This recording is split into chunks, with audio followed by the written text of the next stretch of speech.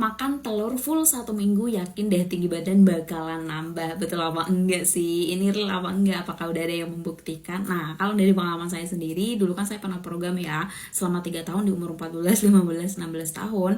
Itu nggak nambah sama sekali karena kalau dulu saya itu kekurangan di bagian nutrisinya.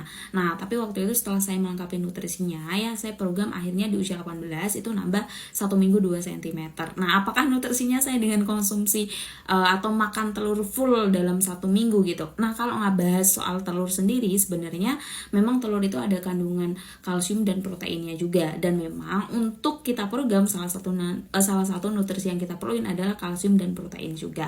Nah, sayangnya untuk kalsium sendiri setiap harinya ketika kita program itu kita butuh minimal 1300 mg kalsium minimal ya. Jadi kalau bisa lebih ya alhamdulillah. Tapi kalau kurang dari itu ya berarti nutrisinya belum terpenuhin. Sedangkan kalau kita ngandelin telur itu kita butuh 8 butir telur rebus setiap harinya. Jadi kalau teman-teman makan 8 butir telur rebus ya itu udah cukup, udah memenuhi untuk nutrisinya. Tapi kalau teman-teman masih makannya di bawah 8 butir telur ya berarti masih kekurangan dari nutrisinya. Nah, ini pun menjadi alasan saya ya kenapa dulu saya kok nggak pakai telur rebus aja setiap harinya 8 butir gitu.